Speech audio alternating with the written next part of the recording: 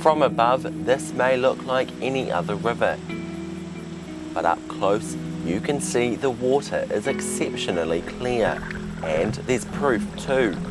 Independent data collected by Waikato Regional Council shows the health of the river that runs through the Carries organic farm in Te Anga is one of the best in the region. It rates particularly high for macroinvertebrates, tiny animals without a backbone, like insects or worms. The more of those, the healthier the water. 134 is the highest score you can possibly get, and that's generally taken in the bush, where the rivers come out of the bush. That's regarded as the purest water.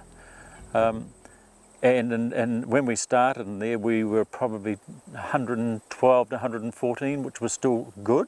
2 years ago, we were 130 exactly.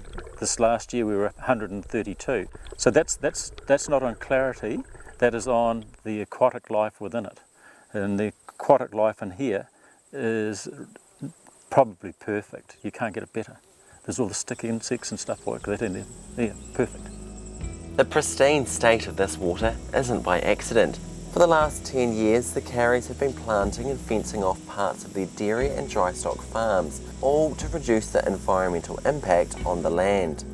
But they also have an advantage. Being surrounded by bush and forestry means the water is already filtered before it gets to them. This is good quality water, and it's like this.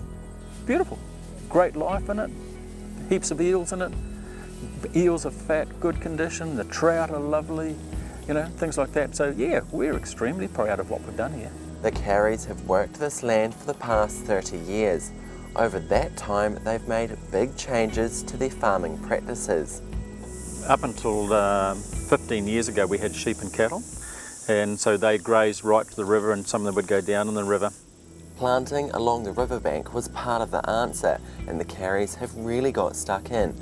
Over the years, they've planted around 10,000 trees, shrubs, plants and flaxes. It is natives, and any natives I can get my hands on I will grow. Sometimes I do go out into the bush, onto the edge of the bush, and pick up any little seedlings that are just coming up, but they have to be quite little to get them to survive. But most of them are coming away quite nicely there. The Carries aim to plant 1,000 more plants each year, while many other farmers around the country play catch up as nitrate levels become a crisis.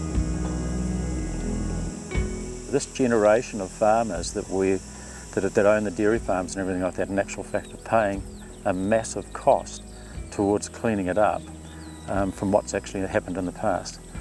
Rightly or wrongly, that's the rules and the determination of the farmers are there that they're going to do it.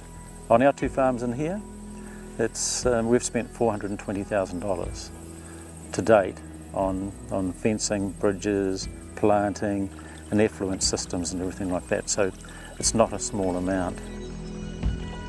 You pick the areas that need the trees the most, and other areas you generally have to hope will regrow themselves or do them at a later stage when the most important areas are done. Because the fencing is one cost, but trees and the time it takes to establish trees is huge. David's son, Craig, says their farming style is less intensive on the land and more sustainable, both financially and environmentally. We've got 900 hectares here that we're farming, but we're farming 850 cattle. So it's a much lower stocking rate. So yeah, you don't see the numbers of animals on the farm simply because we're less than one animal per hectare. Their farm is also organic, adding another layer of complication. The biggest issue with organic farming is that you can't use herbicides. And our two biggest problems in that regard is gorse and blackberry. And so we have to make a decision there.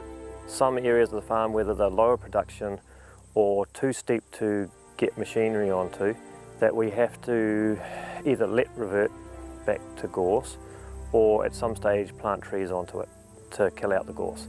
And so areas like this here, they're too steep and it's actually not good soil. The Carries put the environment and their animals ahead of profits and maximum productivity, even walking the cows in for milking to ensure minimal disruption. Just to let them take their time.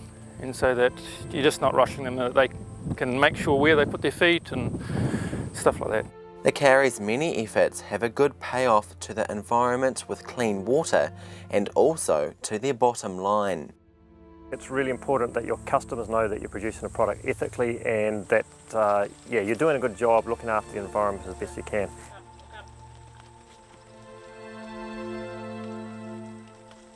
Hunter Calder, Local Focus.